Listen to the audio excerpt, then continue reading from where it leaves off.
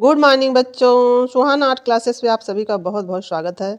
तो आज हम अपना एक टॉपिक लिए हैं जो अगली बार अगली क्लास सुबह की जो चली थी वो असित कुमार हल्दर की चली थी। तो आज मेरा टॉपिक है क्षितिज नाथ मजूमदार, जो एक बहुत प्रसिद्ध कलाकार हैं जिनको संत कलाकार, वैष्णव कलाकार कई प्रकार की संज्ञा दी जाती है। तो उनका आज हम पूरा जितने प्रश्न बनते हैं और जो जो इनके जीवन में क्या घटनाएं हुई, कैसे उनका प्रारंभिक शिक्षा हुई, पूरा डिटेल से इसलिए पढ़ेंगे कि रीता प्रताप की जो बुक है बच्चों, वो बहुत ही डिटेल बुक है। जब कोई आदमी कहीं कोई चीज़ नहीं मिलता है उसको, वहाँ रीता प्रताप में ज़रूर प्रश्न मिलते हैं। ठीक है, इसीलिए मैं रीता प्रताप पढ़ा रही हूँ। और देखिए जो है ये इससे जो है मेरे 8-10 जो कलाकार की थ्योरी क्लासें पीछे पड़ी हुई हैं और क्वेश्चन आंसर भी करवा रही हूँ। तो आप देखिए अपने प्रश्न की तरफ हम लोग बढ़े तब जो उनका जीवन परिचय है शुरुआत से शुरू करें हैं। और बहुत सारे मेरा ये लगभग कितना 55वां वीडियो है और पीछे वीडियो सब पड़े हुए हैं और बहुत अच्छे अच्छे ट्रिक के माध्यम से मैंने बताया, वो सब भी आप लोग देख डालिए। ठीक है, तब देखिए हम अपने प्रश्न की तरफ बढ़ते हैं जो इनका जीवन है उनसे संबंधित आपको बताते हैं। देखिए क्षितिज नाथ मजूमदार का जन्म कब हुआ है? 1891 और 1975 सॉरी। अब देखिए 1891 1975 इनका जन्म और मृत्यु है 1975। ठीक है, तो कल मैंने क्या बताया था, असित कुमार हल्दर का 1890 है। तो क्या हुआ, एक साल छोटे हो गए ना क्षितिज नाथ मजूमदार, इनसे एक साल छोटे हो गए। और कल उनका एक साल छोटे हो गए, एक साल बड़े हो गए। ठीक है, तो देखिए क्षितिज नाथ मजूमदार अवनींद्रनाथ ठाकुर के प्रधान शिष्यों की कला की पुनराजागृति के योगदान में देने वाले एक हैं। जो अवनींद्रनाथ के शिष्य थे ना, इनके शिष्य अवनींद्रनाथ के शिष्य थे, कौन थे? क्षितिज नाथ मजूमदार। तो कौन है? उनके प्रधान शिष्यों में हैं, उनके प्रधान शिष्यों में हैं और उनकी कला को पुनर्जागृत करने में देने वाले में से एक कलाकार हैं, सबसे प्रसिद्ध कलाकार हैं। अब देखिए जन्म एवं शिक्षा, सन 1991 में मुर्शिदाबाद पश्चिम बंगाल में निमटिया क्षेत्र में जन्म मजूमदार की कला शिक्षा, इनका जन्म तो यहाँ हुआ, निमटिया क्षेत्र में हुआ। कला शिक्षा कहाँ हुई? कलकत्ता आर्ट कॉलेज में। और 6 वर्ष शांति निकेतन में। देखिए सारा डिटेल दिया, 6 वर्ष शांति निकेतन में और के सानिध्य में रहकर पूर्ण हुई। पहले 6 वर्ष कहाँ हुआ था? शांति निकेतन में हुआ, उसके बाद हुआ है कलकत्ता कॉलेज आर्ट में। अब देखिए मैं 6 वर्ष, हाँ वहीं कलकत्ता ही, सॉरी वहीं कलकत्ता में 6 वर्ष, शांति निकेतन में, 2 जगह नहीं है, एक ही जगह है। अब देखिए ये जो मुर्शिदाबाद इनका दिया क्षितिज नाथ मजूमदार का, तो कल जो है असित कुमार हल्दर का था ना बच्चों, तो यही दो कोई चीज़ें जो कन्फ्यूजन दूर हो जाएगा आपका। तो उनका कहाँ था? जोरासांको में था। ठीक है, असित कुमार हल्दर का वहाँ था, जोरासांको में था। और इनका कहाँ है? मुर्शिदाबाद। जब आ जाते हैं तो इसमें कन्फ्यूजन होते हैं, इसलिए मैं इसको बता रही हूँ आपको। अब देखिए कोलकाता में सामूहिक प्रदर्शनी के दौरान क्षितिज नाथ के चित्र भी लगे।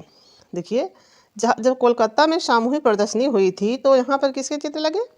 क्षितिज नाथ के चित्र भी लगे हुए थे, जिसको देखकर वायसराय लेडी हार्डिंग और लॉर्ड हार्डिंग आश्चर्यचकित रह गए और कलाकार से मिलने की इच्छा, इनका इतना सुंदर चित्र था कि कलाकार से मिलने की इच्छा प्रकट की और उन्हें घर बुलवाया।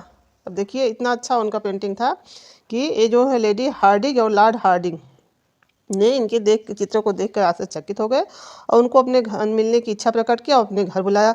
अब देखिए 14-15 वर्षों के युवा में इतने सुंदर चित्रों को देखकर उन्होंने सारे चित्र खरीद लिए। इनके सारे चित्र जितने भी वहाँ प्रदर्शनी में लगे हुए थे सामूहिक में, सारे चित्र उन्होंने खरीद लिए। और देखिए और इनका क्या किया, और क्षितिज नाथ मजूमदार का नाम सहित फोटो और चित्रों की प्रतिलिपियां अखबार में छपवा दी। उनका प्रचार कर दिया कि इतने अच्छे कलाकार हैं, उनका फोटो सहित पेपर में छपवा दिया। अब 16 वर्ष की आयु में क्षितिज नाथ के द्वारा बनाए गए 16 वर्ष की आयु में इन्होंने क्या बनाया था? ध्रुव के चित्र को भी लोगों ने प्रशंसा की।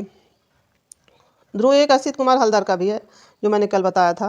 और इनका देखिए ये ध्रुव है ना, इनका भी है। और देखिए अध्यापन, थोड़ा थोड़ा शब्द कन्फ्यूजन करेगा, जैसे ध्रुव हो गया तो देखिए ध्रुव हो गया तो हाँ असित कुमार हल्दर का हो जाएगा, इसमें पूरा नहीं लिखा है।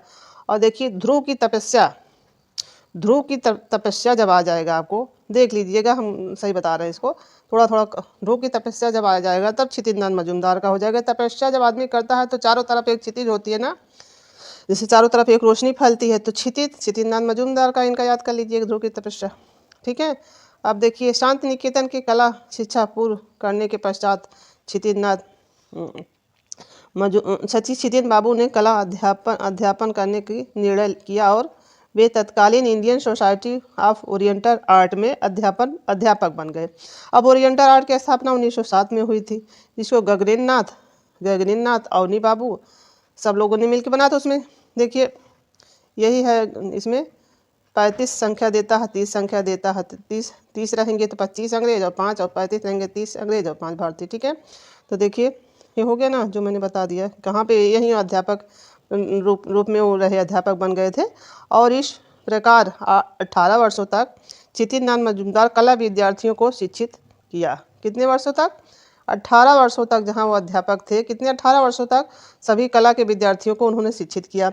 सन 1942 ईस्वी में क्षितिज मजूमदार 22 वर्ष, कितने? 22 वर्ष इलाहाबाद विश्वविद्यालय के ललित कला विभाग में अध्यक्ष बतौर कार्य किया। इलाहाबाद में इनका कार्यक्षेत्र कल बताया था मैंने। क्षितिज मजूमदार इलाहाबाद से हैं, असित लखनऊ से हैं।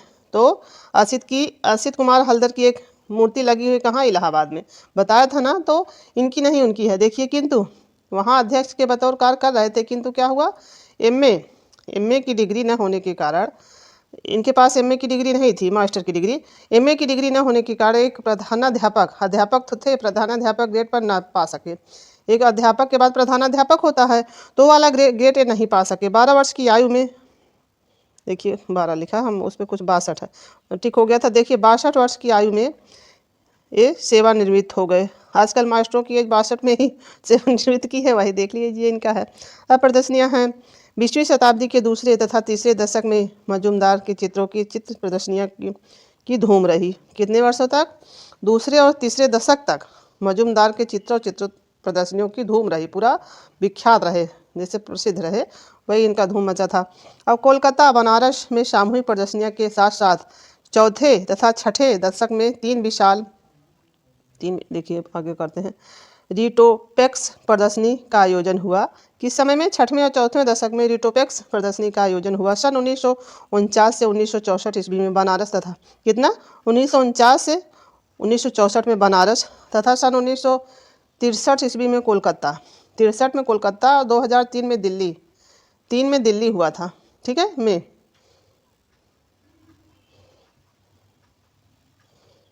में अब देखिए हुआ था, इतना हो गया ना। अब क्या हो जाता, वैष्णव संप्रदाय के अनुयायी, इनको वैष्णव सिद्ध कलाकार कहा जाता है, और नंदलाल को जो शिव सिद्ध कलाकार कहा जाता है, और उनको कवि कलाकार, कल जो पढ़ाए थे कलाकार, कवि कलाकार, उनको संज्ञा दी गई है। तो सबकी अलग अलग संज्ञा हैं। तो वैष्णव कलाकार इनको किस लिए कहा जाता है? क्योंकि ये राम, देखिए इसका अर्थ हम आपको बता दे रहे हैं। राम जो है, राम वैष्णव के अवतार है, वैष्णव जी के अवतार हैं, विष्णु जी के अवतार हैं। तो विष्णु जी की, ये राम की ही ज़्यादा वो विष्णु, इसलिए इनको विष्णु अनुयायी कहा जाता है, क्योंकि ये राम के भक्त थे ना। उनकी देखिए, एक क्षितिज एक, देखिए अभी हम थोड़ा हटा देते हैं, तब सब नहीं दिखता है। क्षितिज मजूमदार ये संस्कारित परिवार से रखते थे। एक उनका जो परिवार था, एक संस्कारी परिवार था। अतः उनकी कला के प्रति समर्पण की भावना उनके वैष्णव मर्यादा के अनुरूप थी। कैसी थी? अब भाई, जो संस्कारी बालक रहेगा, जिनके घर में संस्कार से परिपूर्ण है सभी लोग, जैसे एक अच्छे परिवार से रहेगा, तो वैसे ही उसके बच्चों में भी वो संस्कार आएंगे। कुछ अलग संस्कार नहीं मिलेगा उसको, ऐसे ही उसका बच्चा भी होगा, जैसे उनके परिवार के लोग रहेंगे। तो यही उनकी है वैष्णव मर्यादा के अनुरूप थी। ठीक है। जिसके लिए क्षितिज मजूमदार आजीवन अपनी प्रतिबद्धता निभाई। आजीवन इस जो है वो पूरा उसी से संबंध रहे, या उसी के प्रति एक प्रतिबद्ध रहे। जैसे नहीं कहता है कि उससे आप जो है हट ही नहीं पाए, प्रतिबद्ध हो गए इसके लिए। यही कारण है कि क्षितिज मजूमदार के चित्रों के विषय में धार्मिक, पारस्परिक तथा पौराणिक थे। यही कारण था कि उनका जो है चित्रों में धार्मिक विषय, पारंपरिक और पौराणिक विषय को समाहित दिखाई देता है। यही उनके कहने का मतलब है। चित्तड़ यात्रा, अब इनकी चित्तड़ यात्रा देखते हैं। ये तो हो गया कि अनुयायी क्यों इनको अनुयायी कहा जाता था। अब जैसे उसका कारण होता है ना, जैसे कि परिवार था तो इसीलिए वो भी उसका पालन कर रहे थे, उस अपनी परंपरा से हट ही नहीं रहे थे, उसके प्रति प्रतिबद्ध टाइप में थे। अब देखिए चित्तड़ यात्रा, इनकी चित्तड़ यात्रा शुरू होती है। जो चित्रकला वाला किए थे, आपकी चित्तड़ यात्रा धार्मिक धर्म से रंगी हुई है। ठीक है। अब देखिए विषय भारतीय पुराण, इतिहास, भागवत पुराण एवं गीत गोविंद के प्रसंगों पर आधारित है। गीत गोविंद आ जाएगा तो जयदेव को याद रखिएगा। ठीक है। अब देखिए गीत गोविंद, वे अपनी कला के माध्यम से आध्यात्मिक शांति एवं संतोष प्राप्त करते थे। जैसे आदमी जब किसी, जैसे भगवान प्रभु की पूजा कर लेते हैं आप लोग, तो क्या होता है, अंदर से एक आत्मिक संतुष्टि और संतोष प्राप्त होता है। जब तक कोई आदमी जैसे सुबह उठ के पूजा न किया रहे तो अंदर से एक जो पूजा पाठ करता है उसको एक संतुष्टि नहीं मिलती है। जब कोई वहाँ आप अच्छे से जो है भगवान को याद कर लेते हैं तो क्या होता है, आपको एक आत्मिक संतुष्टि और संतोष मिलता है। तो ठीक उसी प्रकार ये है, जो चित्तनाथ मजूमदार जो है धार्मिक प्रवृत्ति के थे, तो उसको ऐसे ही संतोष नहीं होता है जब तक वो अच्छे से वो कार्य कर नहीं लेंगे। वे अक्सर कहा भी करते थे कि चित्रकला तो मेरे जीवन के लिए आत्मिक शांति की वस्तु है। क्या है? आत्मिक शांति की वस्तु है, हृदय के अनुराग की वस्तु है, हमारे हृदय के अनुराग की वस्तु है, जिसके विकास में जरूरी होता है किंतु परिवर्तन नहीं। जो विकास के लिए जरूरी होता है लेकिन परिवर्तन नहीं, उसमें कोई परिवर्तन नहीं हो सकता। ठीक है। देखिए चित्तनाथ मजूमदार वैष्णव धर्म वैष्णव धर्म को उन्होंने प्रभावित किया है। देखिए उसमें से चैतन्य महाप्रभु, इनका चित्र ये सब शुरू हो गया है। अमीरा तथा ध्रुव की भक्ति, देख रहे हैं, ध्रुव की भक्ति है, मन की चैन मिल, इनकी उनसे भक्ति से उनको चैन मिला था। ये सब जो चित्र बनाए थे उससे उनके मन को चैन मिला था। राधा भाव से मन को शांति मिली, राधा के भाव से मन को शांति मिली। कृष्ण और राधा ही मेरे जीवन के सत्य रहे हैं। कौन? अब वही विष्णु भगवान ही कृष्ण के अवतार है ना, तो वही देखिए कृष्ण उनके मन के सत्य रहे हैं। उनमें कभी कोई परिवर्तन नहीं हुआ है, उनमें कोई परिवर्तन नहीं हुआ है। चैतन्य महाप्रभु के जीवन के प्रसंग की जो श्रृंखला तैयार की वह अत्यंत कारुणिक और मर्मग स्पर्शी है। उदाहरण के लिए चैतन्य का की चटशाला, देखिए इनका जो है सारे चित्र हैं ये जो पढ़ रहे हैं। चैतन्य की चटशाला, गुरु के द्वार पर चैतन्य का गृह परित्याग और संत के रूप में कृष्ण प्रेम से विभोर आदि। अब देखिए कल प्रश्न एक था असित कुमार हल्दर में, बीच बीच में बताते जाएंगे ताकि आपको प्रश्न भी। असित कुमार हल्दर में क्या था? चैतन्य और डाकू, चैतन्य और डाकू था ना, और डाकू था तो हमने कैसे बताया था आपको, डाकू का कोई कार्य करेगा जल्दी जल्दी, हल्दर है ना, बस हल्दर इनका नाम है ना, तो क्या ये से डाकू जल्दी झाड़ना भी पड़ेगा, बहेगा तो जल्दी ही। स्पीड एंड कुछ एक चित्र था, वो भी स्पीड का मतलब तेजी से होगा।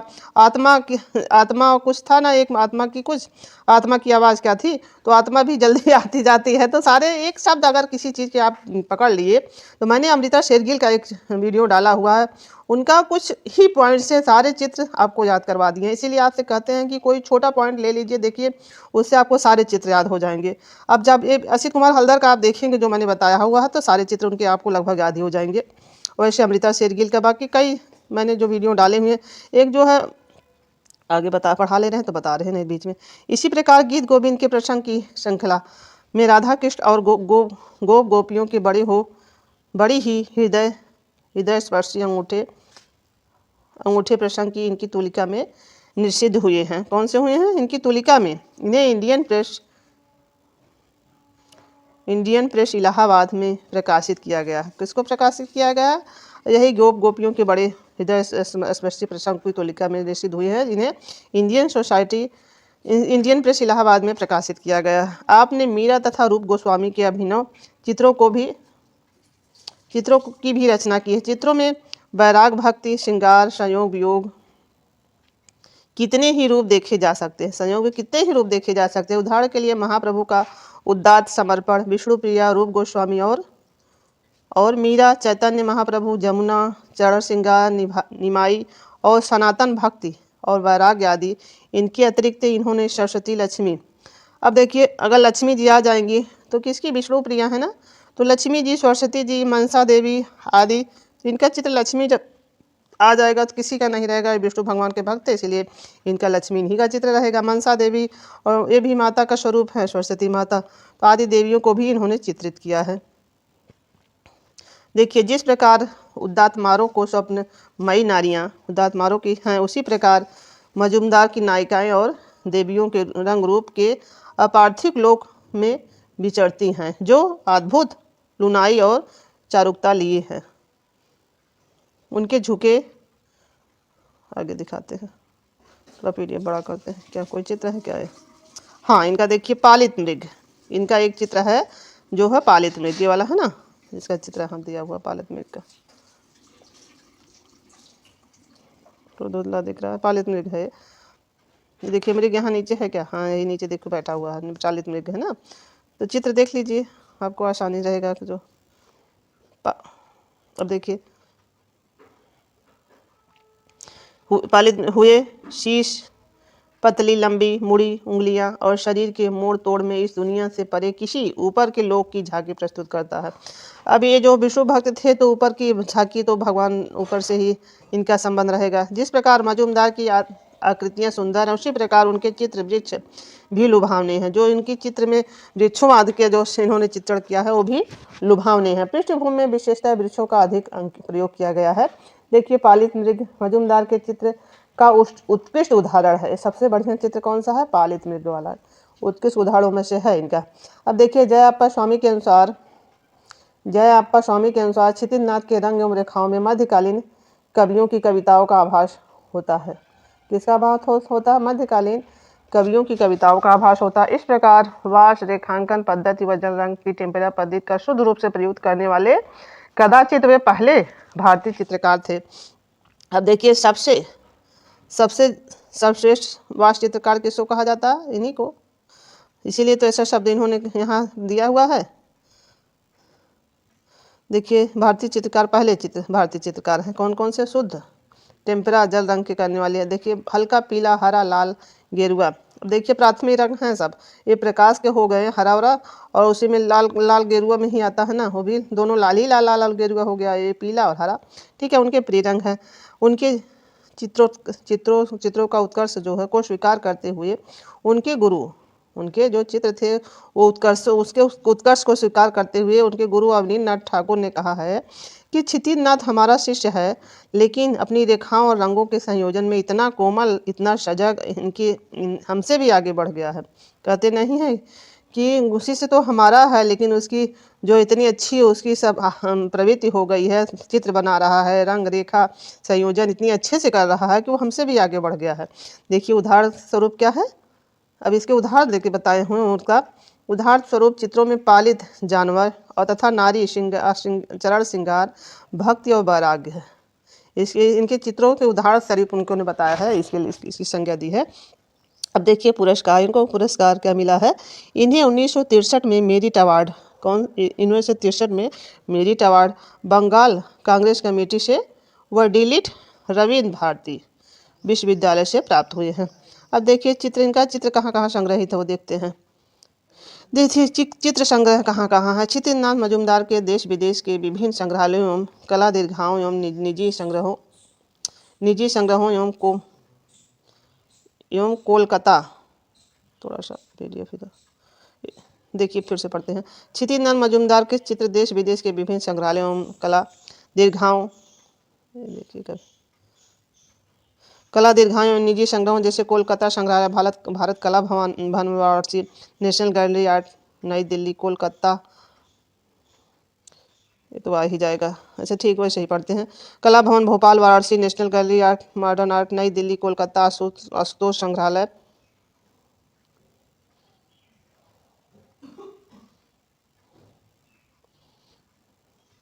संग्रहालय विक्टोरिया व अल्बर्ट म्यूजियम लंदन आदि में देखे जाते हैं। देख लिए ये इनके कहाँ कहाँ हैं? भारत कला भवन Bhopal Varanasi, national gallery art modern art नई दिल्ली कोलकाता के आशुतोष संग्रहालय विक्टोरिया अल्बर्ट म्यूजियम लंदन आदि में देखे जा सकते हैं। तो यही हमारा क्षितिज मजूमदार का टॉपिक समाप्त होता है बच्चों। तो हमारे चित्र जब सब चित्रों सहित इनका जो जीवन परिचय था, पालित मृग हो गया, और मेरे जो बताए हुए प्रश्न जो इनके बारे में आप सबको अच्छे से समझ में आया होगा। हमारी यही पूरी चेष्टा रहती है कि आप लोग को अच्छे से समझा सकें। बाकी जो है आप जो है इन सबको पढ़िए और अच्छे से इसको याद कर लीजिए। छोटे छोटे पॉइंट ही आपको कन्फ्यूजन करेंगे, जो बताने की मेरा पूरा प्रयास रहता है। तो आप हमारे वीडियो को लाइक, सब्सक्राइब और शेयर करिए और बेल आइकन को दबाए रखिए, ताकि जब भी मैं वीडियो अपना अपलोड करूं आप तक हमारा मैसेज जाए, आप उस वीडियो को वॉच कर सके। तो धन्यवाद बच्चों, हमारे वीडियो को आपको आपको सभी लोगों को काफ़ी पसंद आ रहे हैं, बहुत लोग देख भी रहे हैं, तो धन्यवाद, थैंक यू।